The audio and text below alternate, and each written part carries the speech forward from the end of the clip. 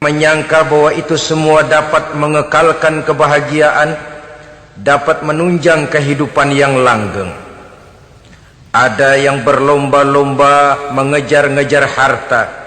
Seluruh waktu dalam hidupnya habis untuk mengejar harta. Tidak peduli siang atau malam, sore atau pagi. Sujud tidak lagi sempat, Allah dilupakan dengan agama jauh.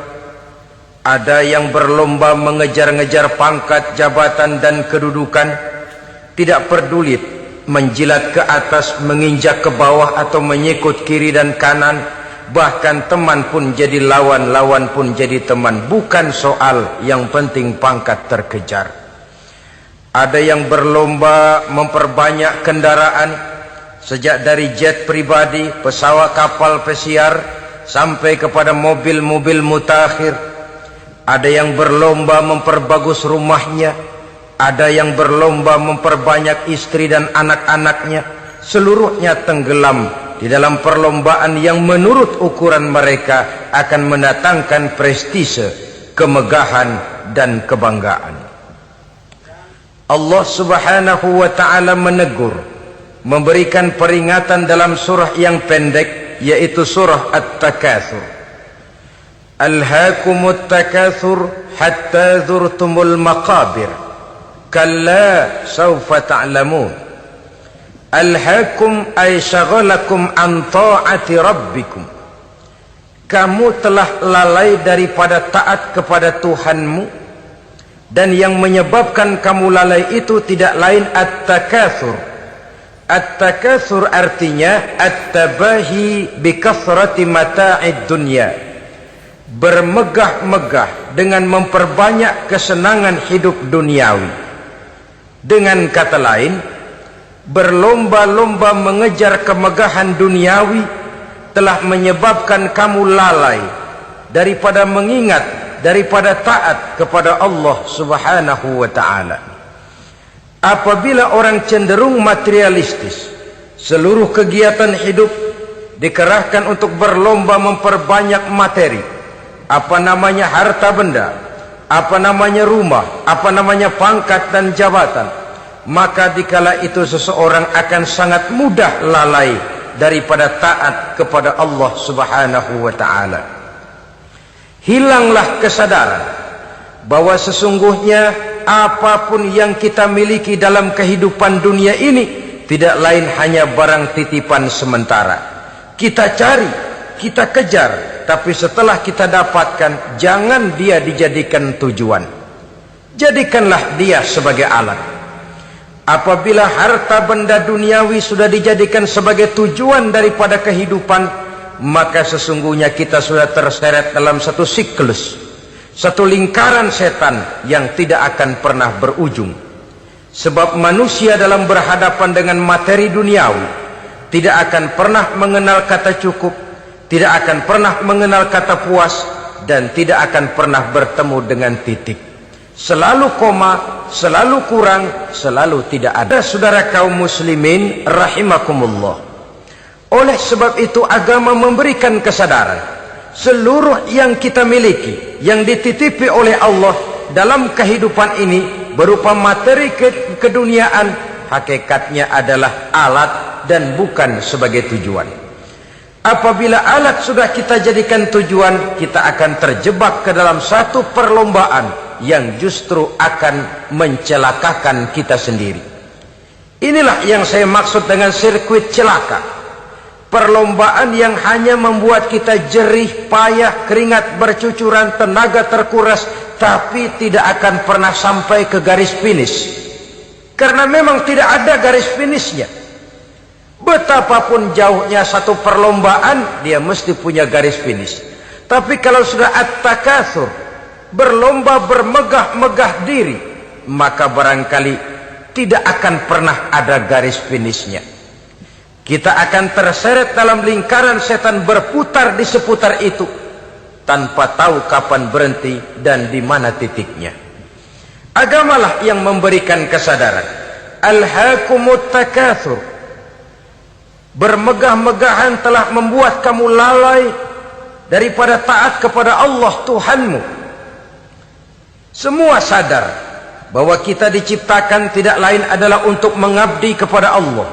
Nilai pengabdian ini sering lentur, nilai pengabdian ini sering luntur manakala kita sudah berlomba-lomba bermegah-megah dengan materi kehidupan dunia. Islam jelas tidak menganjurkan penganutnya jadi orang miskin. Bahkan Imam Ali karramallahu wajhah pernah mengatakan, kemiskinan bisa menyebabkan kekufuran. Ayat yang pertama turun juga kita tahu, Iqra, baca olehmu. Kan seolah-olah Quran cuma tidak langsung saja bilang, hai orang Islam, kamu jangan jadi bodoh. Kebodohan menimbulkan kemiskinan, kemiskinan mendekatkan kita kepada kekufuran. Jadi miskin sama kufur tetangga. Artinya dalam kondisi miskin, kemudi hati itu mudah terombang-ambing. Oleh sebab itu sering kemiskinan umat Islam ini dimanfaatkan oleh orang-orang lain untuk menyebarkan agamanya. Padahal agama adalah soal keyakinan yang tidak mungkin ditunjang dengan supermi, ditunjang dengan beras, pakaian, obat-obatan, beasiswa. Agama adalah soal keyakinan. Keyakinan adalah soal kebenaran, dan kebenaran itu adalah milik bersama. Tujuan diciptakannya manusia tidak lain adalah untuk melaksanakan ibadah.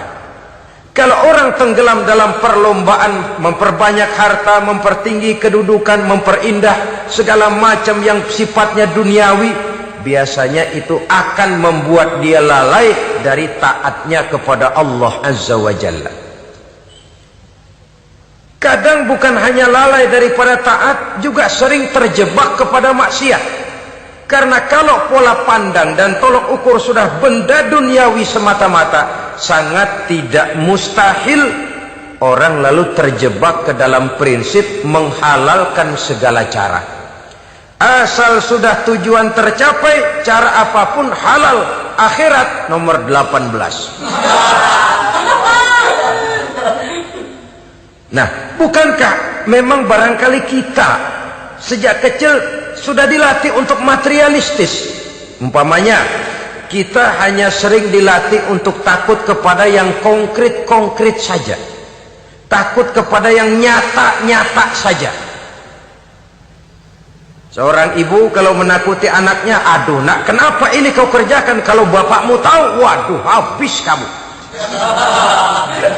Ya, kita lihat, kalau bapakmu tahu, kalau polisi tahu, kalau hansip tahu, kalau satpam tahu. Tapi jarang seorang ibu menanamkan kepada anak, nak, kenapa ini yang kau lakukan, nak? Bukankah kau tahu Allah lihat, Allah tahu, Allah dengar, Allah, nak? Diajarkan takut kepada yang gaib. Karena kalau takut dia kepada polisi, dia pasti bisa cari tempat lain dong yang polisi kagak lihat.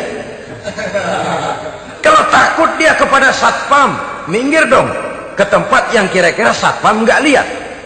Tapi kalau sudah takut itu terpulang kepada Allah, kepada yang gaib, tidak sejengkal tanah pun yang terhalang dari pengetahuan Allah. Tapi itulah salahnya kita. Sejak kecil anak-anak sudah kita latih untuk takut hanya kepada yang konkret-konkret saja. Akibatnya sampai dia besar melembaga dalam kehidupannya. Dia nyolong, kata temannya, kamu nyolong ya? Iya. Kok nyolong sih? Emang. Kenapa nyolong? Biarin.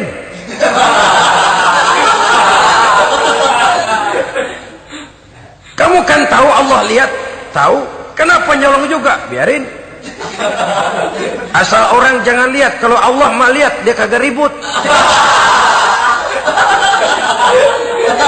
Allah enggak ribut katanya.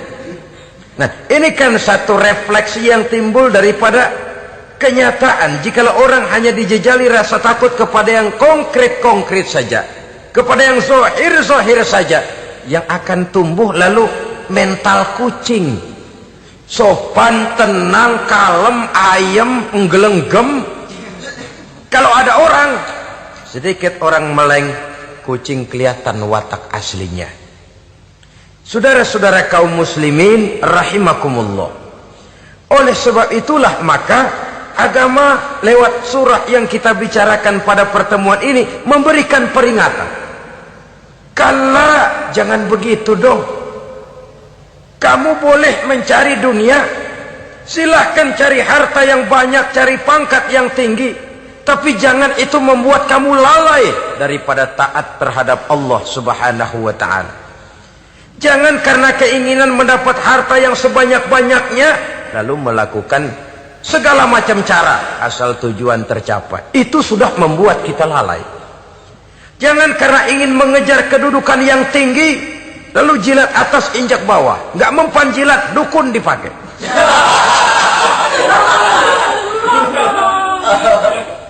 Itu kan sudah membuat kita lalai. Nanti kalau berhasil, wah, dukun kita paten. Tapi kalau gagal, dukun sialan, kagak mampu. Hilanglah Allah dalam kehidupan kita. Makin materialis, dan perlombaan ini membawa kita kepada kecelakaan. Kala, sekali-kali jangan begitu. Kenapa? Dahulu pun ketika lahir ke dunia tidak ada pangkat yang kita sandang. Dahulu pun ketika lahir ke dunia tidak ada harta yang kita bawa. Jadi harta itu, pangkat itu, kedudukan itu ada dalam hati, tapi tidak berurat dan berakar. Kalau dia berurat dan berakar dalam hati, berat misah sama harta itu. Berat. Sekedar ngasih fakir miskin cepet juga berhitungnya 17 lembar.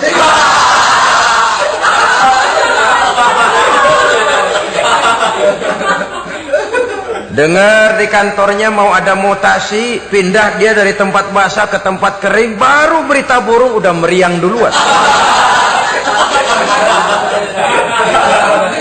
Ini nanti bagaimana, itu nanti bagaimana, ini nanti bagaimana. Kan tidak jarang orang yang kena apa istilah kerennya zaman sekarang itu post power syndrome. Post power syndrome ini pernah dianalisa oleh Nabi. Kata beliau, irhamu salasatan minan nas, sayangilah 3 macam manusia. Siapa mereka? Pertama, azizan zalla, orang terhormat yang jatuh hina. Ini yang sering terkena post power syndrome. Biasa kemana-mana dikawal, dihormati, datang ke tempat ini protokol siap, ini serba diatur semua, serba beres. Begitu jabatan selesai atau pensiun, habis orang gak indah-indah. Dia lihat orang diemin aja, orang diemin, orang tonton. Ini kalau nggak kuat mentalnya, itu kena post power syndrome. Akibatnya ya bisa jantungan, bisa leper, bisa darah tinggi. Ya penyakit-penyakit yang zaman dulu kita nggak kenal. Ini kan makin banyak dokter, makin maju ilmu kedokteran, makin aneh penyakit. Saudara hadirin yang saya hormati, post power syndrome kena apa yang dinamakan frozen emotional attitude. Tidak kuat menghadapi kenyataan. Azizan zalla, orang terhormat yang jatuh hina, itu sangat perlu dikasihani. Yang kedua, ghaniyan qad iftaqara, orang kaya jatuh miskin. Ini juga sama. Biasa hidup apa ada, serba ada, lalu harus hidup apa adanya. Ini kalau kurang-kurang kuat benar-benar memble ini.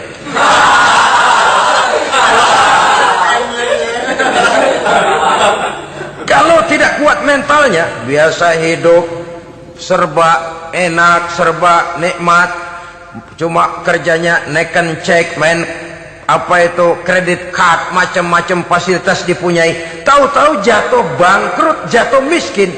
Kalau tidak fondasi agamanya kuat, bisa gantung diri, bisa bunuh diri, bisa frustasi, bisa terkena psikosomatik, tekanan jiwa mempengaruhi faktor biologis. Timbullah tekanan, terjadilah penyakit aneh-aneh.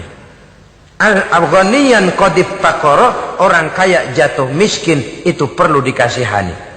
Yang ketiga, wa faqihan yal'abu bihil juhal, ahli fikih tapi dipermainkan oleh orang-orang bodoh. Hanya kebetulan orang bodoh itu punya kekuasaan. Hukum bisa dipesan.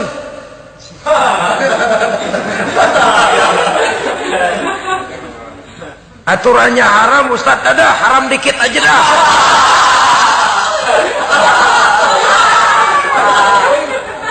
Sibuklah tuan fakih ini, ahli fikih ini mencari dalil kebet sana kebet sini supaya yang tadinya haram benar bisa jadi haram sedikit. Padahal yang minta ini orang bodoh, tidak ngerti agama.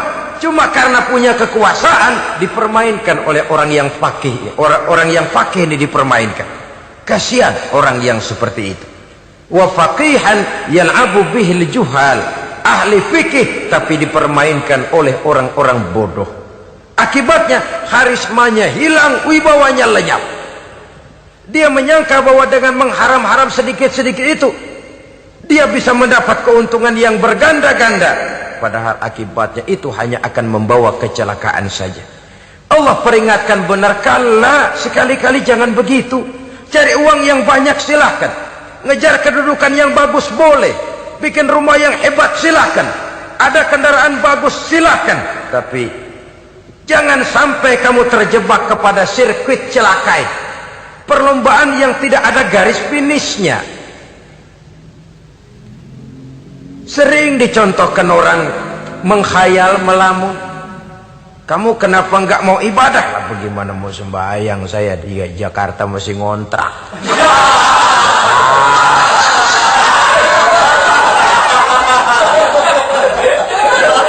Bingung, tiap akhir tahun kontrakan habis. Kalau punya rumah sendiri walaupun kecil-kecilan, tenanglah saya ibadah. Baiklah, oleh Allah diberikan rezeki bisa bikin rumah walaupun kecil-kecilan. Sudah punya rumah sendiri belum juga ibadah, apalagi mulur lagi. Habis bagaimana mau sembahyang, rumah kecil banget. Pinggir kali asal hujan bocor ya.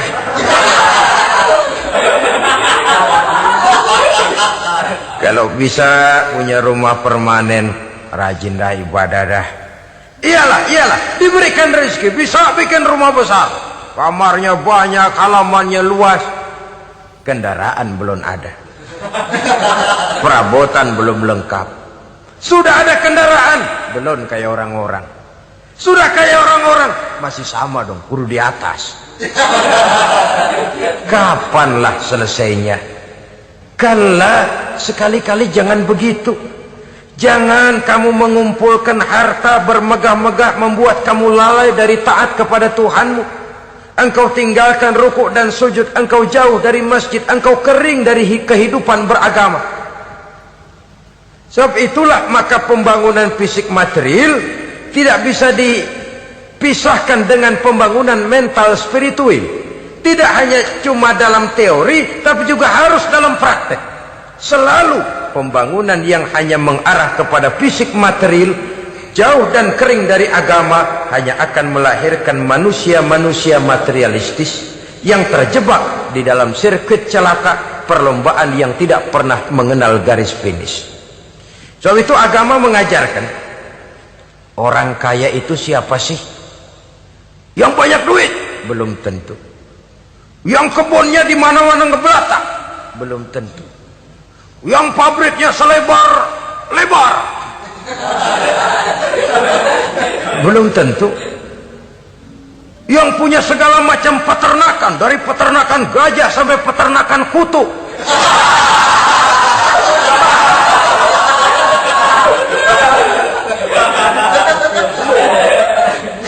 Belum tentu. Agama memberikan tuntunan yang sangat luhur. Orang kaya itu adalah orang yang hidupnya cukup. Orang miskin itu orang yang selalu merasa kurang. Bagaimanapun banyak duit saudara miliki, kalau masih merasa kurang, masih miskin saudara. Saya punya uang 1.000 rupiah, Anda punya uang 1 juta rupiah. Mungkin saya lebih kaya dengan uang yang 1.000 ketimbang Anda 1 juta. Kenapa? Dalam tangan saya uang 1.000 besar, artinya sesuai dengan kebutuhan saya. Tapi di tangan Anda uang 1 juta, kebutuhan Anda lebih besar daripada itu lagi. Maka agama mengajarkan sifat qanaah, merasa cukup, dan itulah sumber kekayaan yang hakiki. Orang kaya adalah orang yang hidupnya cukup. Kalla saufa ta'lamun, Jangan begitu, nanti kamu akan tahu. Summa kalla sawfa ta'lamun.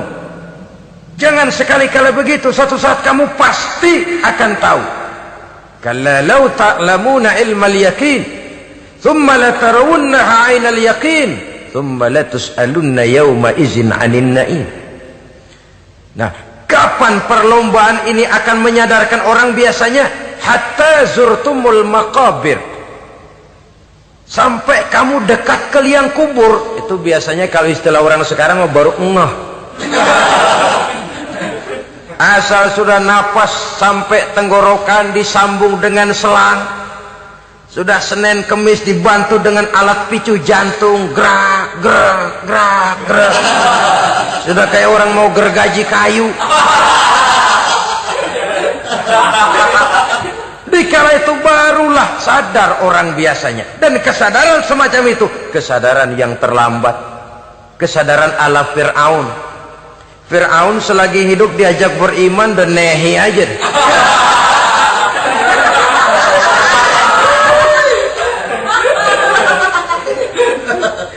Tapi ketika dia tenggelam di lautan merah bersama seluruh tentaranya, dikala napas hampir terputus, keluar ucapannya, amantu bi Rabbi Musa wa Harun.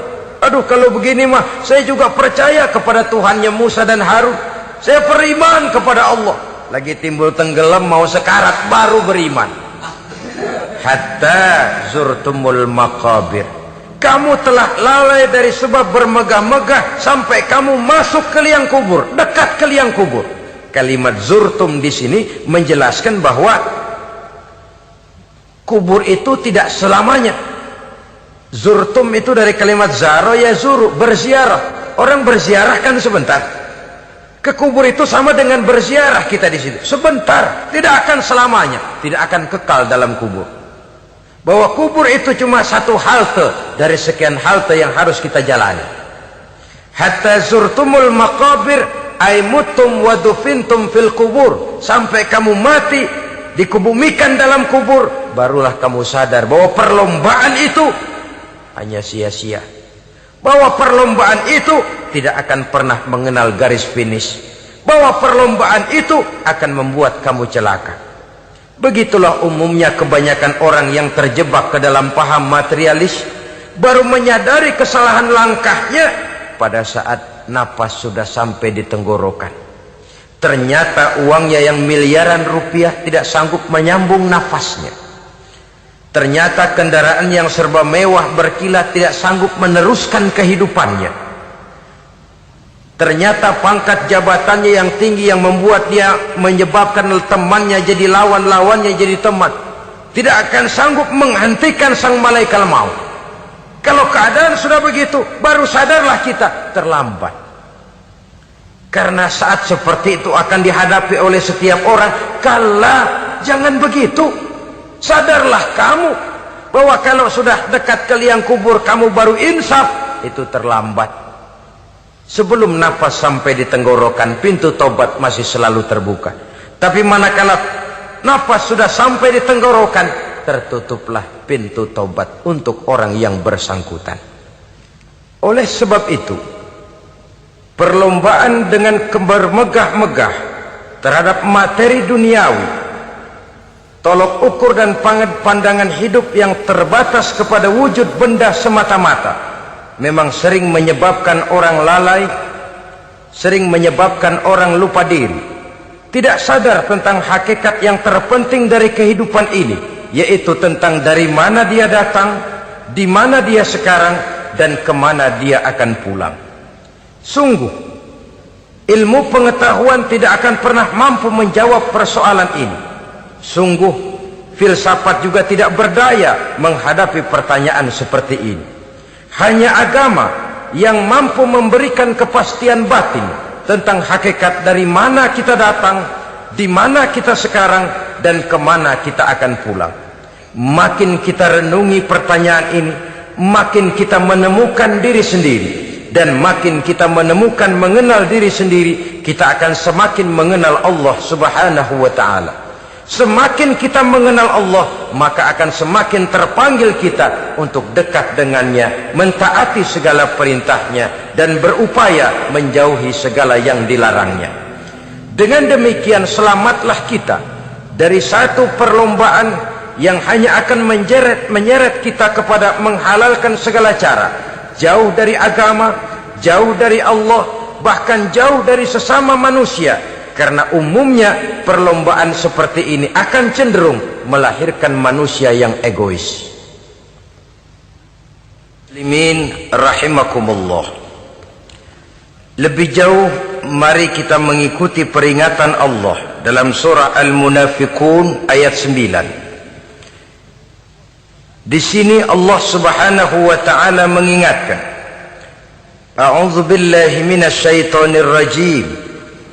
Ya ayyuhalladzina amanu la tulhikum amwalukum wala auladukum an dzikrillah wa may yaf'al dzalika fa ulaika humul khasirun. Hai orang-orang yang beriman, jangan sampai hartamu dan anak-anakmu melalaikan kamu daripada mengingat Allah. Wa may yaf'al dzalik, barang siapa yang melakukan hal seperti itu, fa ulaika humul khasirun, maka merekalah sesungguhnya orang-orang yang merugi. Rugi dunia, rugi akhirat. Disebutkan di sini dua hal yang sering menyebabkan kita jadi lalai. Amwal dan aulad. Harta dan anak-anak. Materi dan keluarga. Perlombaan di dalam mengumpulkan materi sering menyebabkan kita menjadi lalai. Begitu juga amanah berupa anak ini sering kita lalaikan atau sering membuat juga kita menjadi lalai. Kita lalaikan dalam arti bahwa keduanya, baik harta baik anak, merupakan amanah dari Allah. Setiap orang tua akan dimintakan pertanggungan jawab. Apabila kita lalaikan amanah ini, maka resikonya akan kembali juga kepada kita. Tapi satu hal yang jelas dalam ayat 9 surah Al-Munafiqun ini, bahwa perlombaan memperbanyak harta dan anak-anak yang masuk dalam kelompok at-takatsur itu tadi akan menyebabkan orang khasiru, termasuk ke dalam kelompok orang-orang yang rugi. Perlombaan yang hanya akan membawa kerugian semata-mata. Kemudian di dalam satu hadis Rasulullah sallallahu alaihi wasallam memberikan peringatan. Beliau bersabda, "Iza azzamat ummati dinaran wa dirhaman, nuzi'at minha haibatul Islam, wa iza tasabat ummati saqatat min ainillah." Wa iza turikatil amru bil ma'rufi wan nahyu 'anil munkari hurimat 'alaihim barakatul wahyi. Ada tiga hal yang kalau kita kerjakan akan menimbulkan tiga macam akibat di dalam hadis ini. Pertama, iza azzamat ummati dinaran wa dirhaman. Apabila umatku sudah mengagung-agungkan dinar dan dirham, artinya kalau umatku sudah jatuh menjadi umat yang materialistis, segalanya diukur dari dinar dan dirham. Dinar dan dirham ini kalau bahasa Inggrisnya dokat.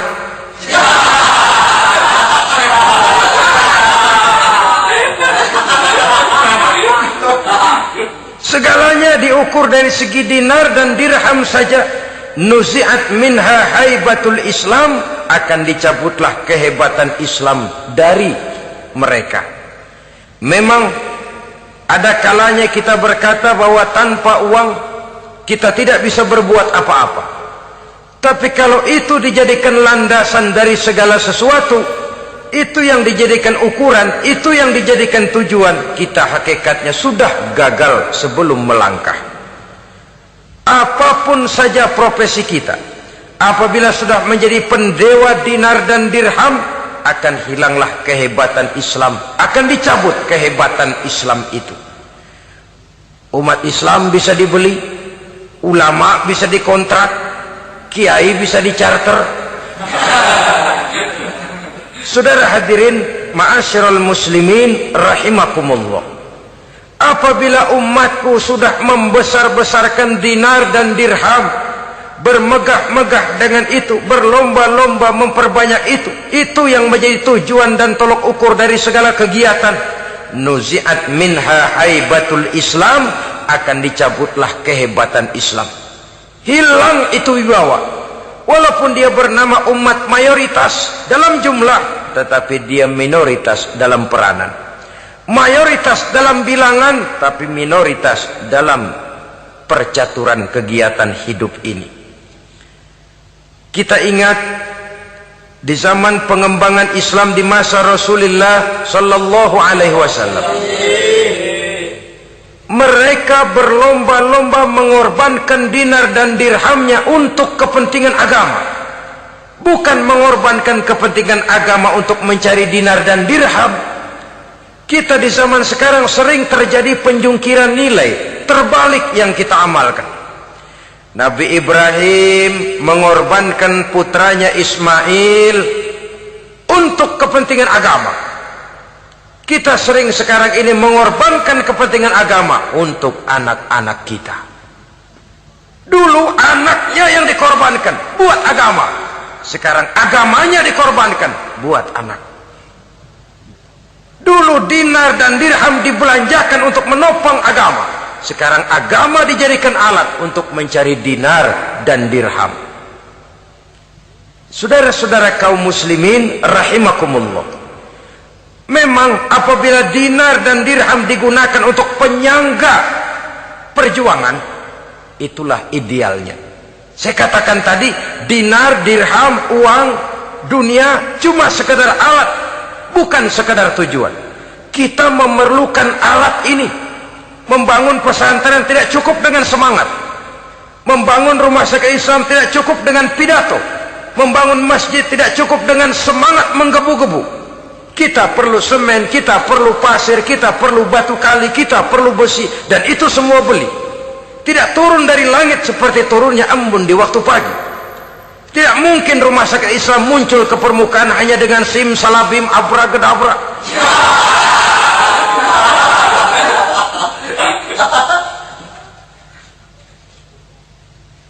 Oleh sebab itu, saya bersyukur kecenderungan belakangan ini pengajian-pengajian akbar di berbagai tempat tidak hanya sebagai ajang untuk menanamkan akidah, membina ukhuwah, tapi juga menjadi sarana di mana kita mengumpulkan dana, menghimpun potensi umat, menginventarisir potensi untuk kepentingan pengembangan daripada agama.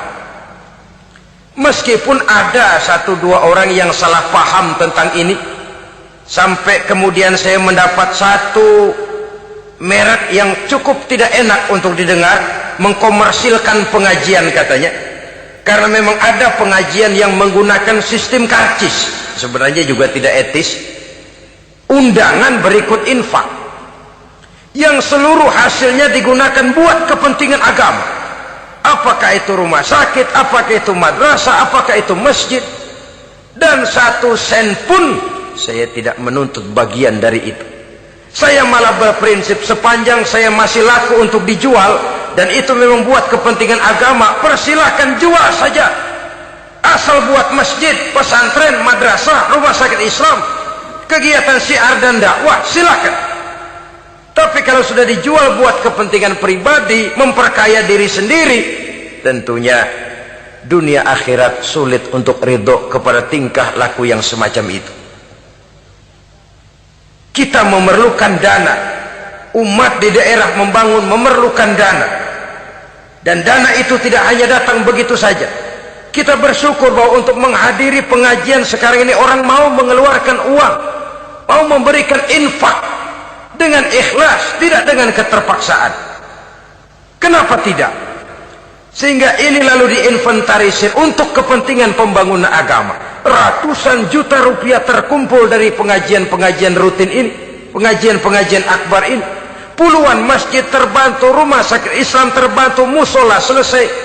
Ya walaupun tidak lalu semuanya beres, tapi gemaknya itu sudah cukup menyentuh untuk menyadarkan orang.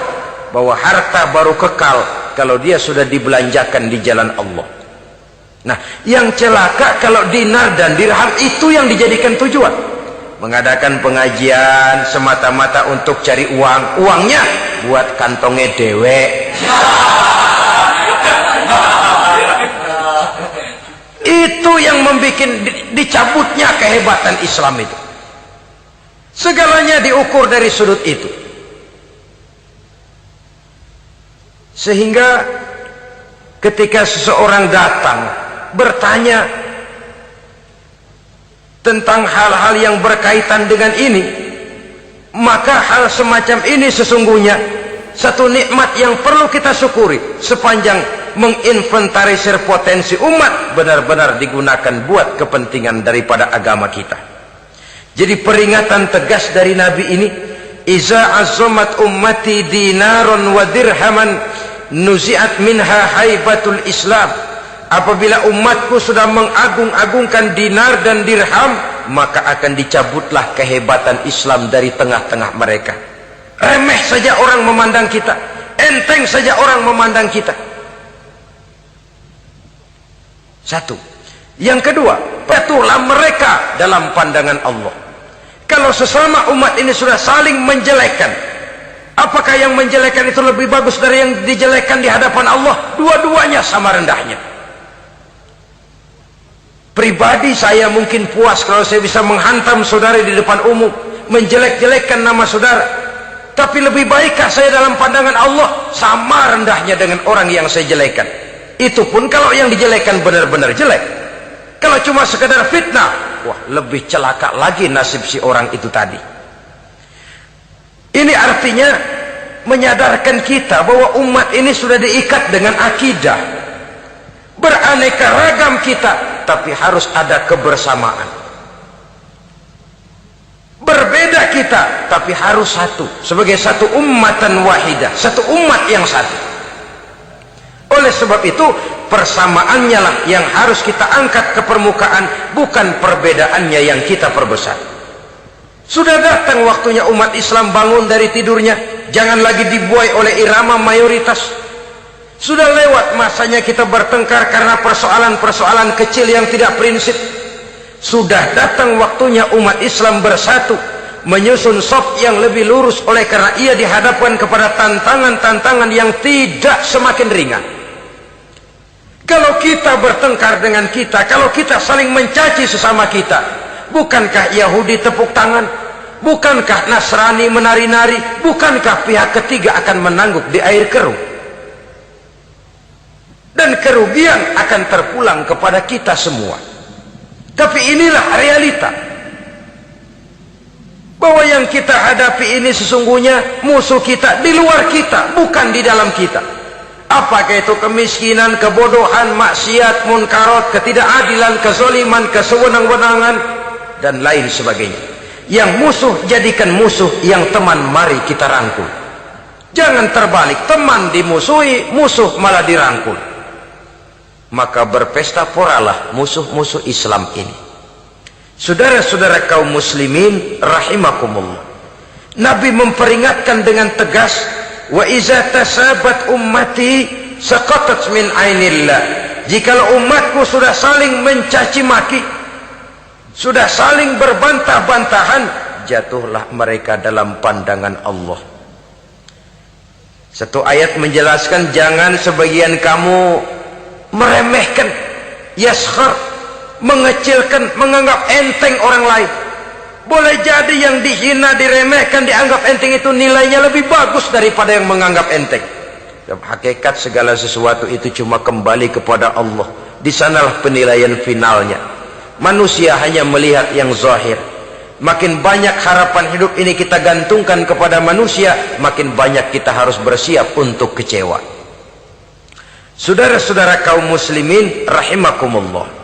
Kemudian yang ketiga peringatan dari baginda Nabi, wa iza turikatil amru bil ma'rufi wan nahyu 'anil munkari hurimat 'alaihim barakatul wahyi. Apabila amar ma'ruf dan nahi munkar telah ditinggalkan, maka akan hilanglah keberkahan wahyu, akan hilanglah keberkahan Quran, akan sirnalah keberhakahan agama. Amar ma'ruf dan nahi munkar ditinggalkan. Artinya di tengah masyarakat sudah tidak ada lagi yang menyerukan ini baik, ini tidak baik, ini halal, itu haram. Mari kita sholat, mari makmurkan taklim, santuni yatim piatu, makmurkan masjid. Seruan ke arah itu tidak lagi terdengar. Sementara tinggalkan judi, tinggalkan minuman keras, jauhi zina, seruan semacam itu pun tidak lagi terdengar. Maka hilanglah keberkahan wahyu itu. Karena amar ma'ruf dan nahi munkar merupakan bagian daripada ajaran agama kita.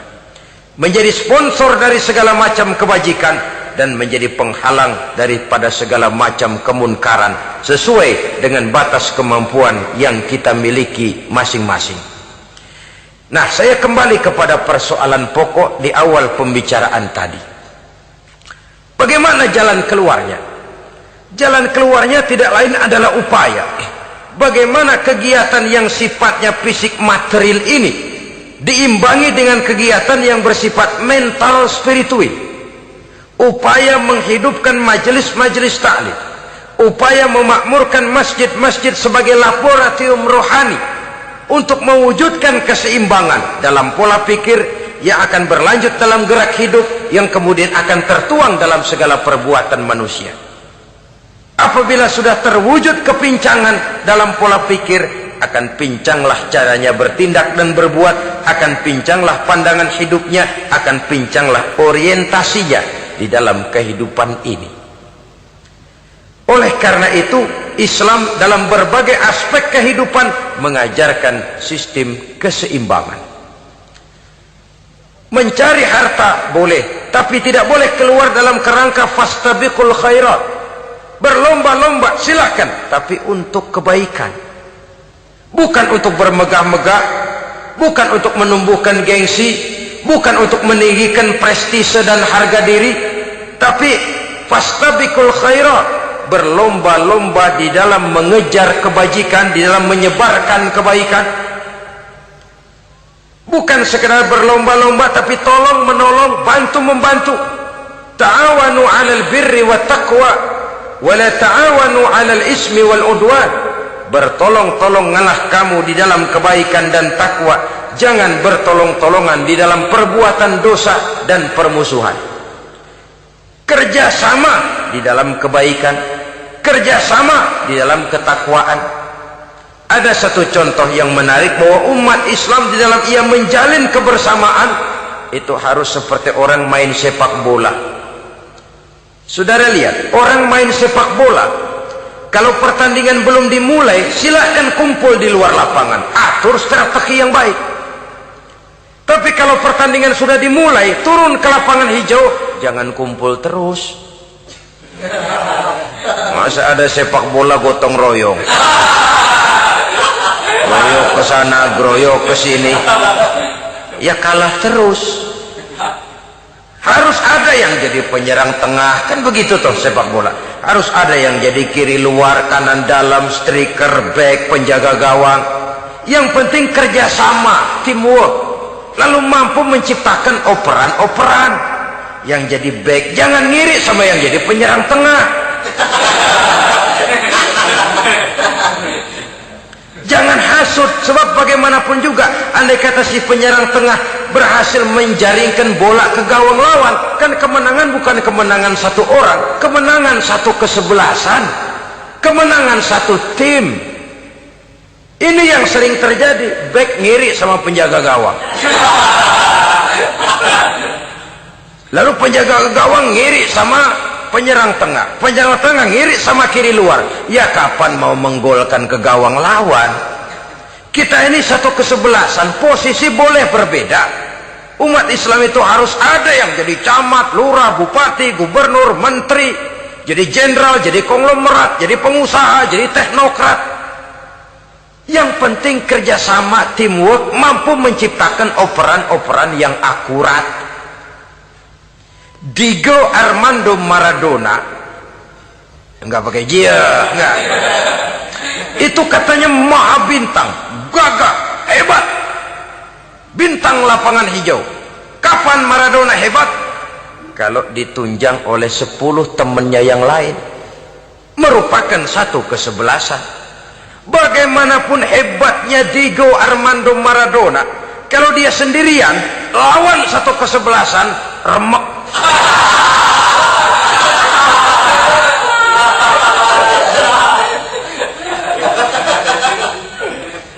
Dia hebat, dia jenius, dia maha bintang karena dapat operan dari teman-temannya.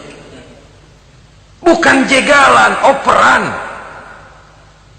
Jadi oleh sebab itu bagaimana kita menciptakan operan-operan akurat yang akan melahirkan kebersamaan di tengah-tengah umat. Artinya satu contoh saja.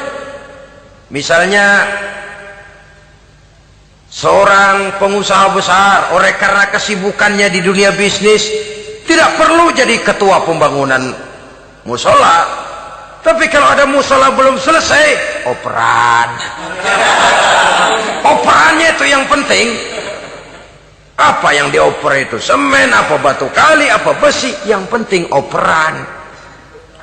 Operannya akurat. Kadang-kadang ada terjadi juga frustasi ngelihat lawan kesebelasannya terlalu kuat, ngoper ke gawang sendiri. Jebol. Kan sering terjadi begitu. Muslim didukung oleh umat Islam, ketika punya posisi menguntungkan malah mempersulit Islam. Ini kan ngoper ke gawang sendiri, bunuh diri namanya. Boro-boro jebolin gawang lawan, asal jangan bunuh diri juga lumayan. Jadi kalau saja kita mampu menciptakan kebersamaan seperti ini, baju boleh berbeda. Seorang muslim boleh dibungkus baju ABRI, boleh dibungkus baju dokter, boleh dibungkus baju teknokrat, boleh dibungkus baju konglomerat, sekedar baju. Tapi kalau terbukalah baju itu, kelihatan dadanya, terbersit nilai imannya, meresap sampai ke tulang sumsumnya. Dan pada saat Islam dikuti-kuti, akan timbul kecintaannya, akan timbul, saya muslim dan saya bangga dengan Islam saya. Saya muslim dan saya mau berbuat untuk Islam saya. Saya muslim dan saya siap mati untuk Islam saya. Dengan baju apapun dia terbungkus, kalau roh, jiwa dan semangat semacam ini tertanam, saya yakin kita umat Islam akan mampu berbuat lebih banyak dengan mewujudkan operan-operan akurat yang sangat diharapkan oleh umat itu tadi. Oleh sebab itu, saudara-saudara kaum muslimin rahimakumullah, baju boleh berbeda, bendera boleh beraneka warna, tapi jikalau bernama muslim, persamaannya yang dicari, jangan perbedaannya yang diperbesar. Nilai persaudaraan yang diikat dengan akidah semacam inilah yang banyak dicari orang, yang banyak menyebabkan orang masuk Islam. Di mana masjid kelihatan benar sebagai simbol kehidupan demokrasi dalam menciptakan ukhuwah, wawasan ukhuwah ini. Masjid simbol demokrasi. Siapapun masuk masjid buka sepatu, demokrasi.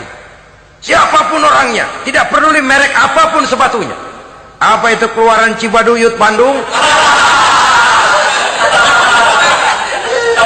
Apa itu modelnya Belli, Beltoni, Itali? Tidak soal, masuk masjid buka. Jumatan, kopral datang lebih dulu depan, pral. Jenderal datang belakang saja, pral. Tidak ada fasilitas khusus dalam masjid, karena di rumah Allah semua manusia sama. Si jenderal jangan lagi merasa jenderalnya, si pengusaha jangan lagi menonjolkan kebosannya. Masjid adalah simbol demokrasi daripada kehidupan umat. Sebab itu jangan terjebak kepada sektoral di dalam kita berbicara tentang ukhuwah ini. Kita boleh terbungkus dengan baju apapun, tapi kalau di balik baju itu tidak lain jiwa Islam yang mau berkorban, mau mengeluarkan harta, bahkan siap mati untuk Islamnya, maka kebersamaan itu akan mudah kita wujudkan. Tapi sepanjang kita berpecah belah, sepanjang kita centang perenang, maka tidak akan banyak yang bisa kita lakukan. Satu-satunya perlombaan yang bukan hanya dibolehkan tapi bahkan sangat dianjurkan oleh agama, yaitu fastabiqul khairat, berlomba-lombalah di dalam kebaikan. berlomba-lomba di dalam memakmurkan masjid, berlomba-lomba di dalam menghidupkan majelis-majelis taklim, berlomba di dalam menegakkan yang ma'ruf dan menghancurkan yang munkar, berlomba di dalam menyantuni yatim piatu. Tapi prakteknya kan kadang-kadang terbalik. Kalau sudah kumpul yang diakur-akurin, udah nambah kebon belum? Pabrik udah diperluas belum? Bisnis sudah sejauh mana? Belum pernah ada ketemu lalu kongko masjidnya udah digedein ya. Jarang yang ngomong begitu. Madrasahnya sudah bagaimana, sejauh mana? Mesti yang enak itu ya nyocok-nyocokin. Bagaimana rumahmu sudah, bagaimana kendaraanmu, bagaimana pesawatmu, bagaimana bukankah itu juga takasur? Dari obrolan kan nanti yang belum kan timbul panasnya. Gile dia udah beli gituan, gue belum. Timbul panasnya, lalu berusaha, berlomba lagi, bersaing lagi, berlomba lagi, bersaing lagi. Walaupun persaingan perlu, karena tanpa persaingan orang jarang mikir. Hidup itu kalau nggak ada tantangan kan tidur kita. Orang hidup smooth gitu ya, jalan tenang, setenang ya nggak maju orang itu. Orang itu baru bisa mengalami kemajuan kalau dia sudah dihadapkan kepada tantangan, gemblengan, gojlogan, fitnahan, hinaan, caci maki. Persaingan itu perlu supaya orang mikir. Kalau mikir dia berbuat, kalau dia berbuat dia bisa maju. Tapi persaingan yang sehat, bukan persaingan yang lalu menimbulkan fitnah, menghancurkan nama baik orang lain, yang dilatar belakangi oleh sifat hasud, dendam, iri hati, lalu menghalalkan segala cara. Tidak, bukan itu. Persaingan yang sehat ini akan menjadi alat picu agar orang lalu berlomba di dalam kebaikan. Satu-satunya perlombaan yang bukan hanya boleh tapi bahkan sangat dianjurkan oleh agama, berfastabiqul khairat, berlomba-lomba di dalam berbuat kebaikan. Berlomba-lomba membangun masjid bukan berarti di sebelah masjid bangun masjid lagi, bukan. Kadang-kadang karena ada fastabiqul khairat, berlomba-lomba, nggak apa-apa dah. Di sebelah masjid bikin lagi masjid. Akhirnya azan perlombaan main kenceng-kencengan. Bukan itu yang diinginkan tentu, bukan itu. Bagaimana memakmurkan masjid, bagaimana memfungsikan masjid, bagaimana membina umat dan lain sebagainya. Jadi pembicaraan ke arah itu akan menimbulkan rangsangan untuk berlomba di dalam kebaikan. Kalau dia kok bisa menata masjidnya sampai makmur, jamaah senang datang ke sana, anak-anak muda betah di masjid, kenapa saya tidak? Apa konsepnya? Nah, ini kan berlomba, tapi berlomba dalam kebaikan. Kalau dia bisa menghimpun anak-anak muda lalu diarahkan kepada jalan yang positif, kenapa saya tidak bisa? Dia punya potensi yang saya juga punya. Berlomba di dalam kebaikan. Perlombaan semacam ini akan memberikan ketentraman karena jalan yang ditempuh jalan ibadah. Tapi kalau perlombaan materi, at-takasur tadi, yang timbul bukan ketentraman, panas. Karena panas, udah dekat, panas kan tetangganya hasud, dengki, iri hati, sakit, demam, orang lain maju, meriang. Lah kalau sudah begitu, hasud yang jadi bisikan hati, ya sudah, segala macam cara dilakukan untuk menjatuhkan orang lain. Dan itu sudah bukan lagi persaingan yang sehat. Saudara-saudara kaum muslimin rahimakumullah. Oleh sebab itu kita tutup pertemuan singkat kali ini dengan satu kesimpulan, bahwa harta adalah sekadar alat, bukan tujuan di dalam kehidupan. Tanpa harta barangkali orang sulit untuk bahagia, tapi harta semata-mata tidak merupakan jaminan bahwa orang lalu akan bahagia. Termasuk di dalam kata harta ini pangkat, jabatan, kedudukan, anak, istri, keluarga, rumah, tanah, pabrik, kebun, peternakan, dan lain sebagainya. Perlombaan yang dianjurkan di dalam agama adalah perlombaan untuk berbuat kebaikan. Maka masalahnya sekarang bagaimana kita memanfaatkan harta ini untuk sebanyak-banyak kebaikan yang bisa kita lakukan. Semoga kita mampu melakukannya dan kita tidak termasuk dalam orang-orang yang celaka yang lantaran bermegah-megah dengan kesenangan dunia saja. Terima kasih atas segala perhatian, mohon maaf atas segala kekurangan. Usikum wa nafsi bitaqwallah. Wassalamualaikum warahmatullahi wabarakatuh.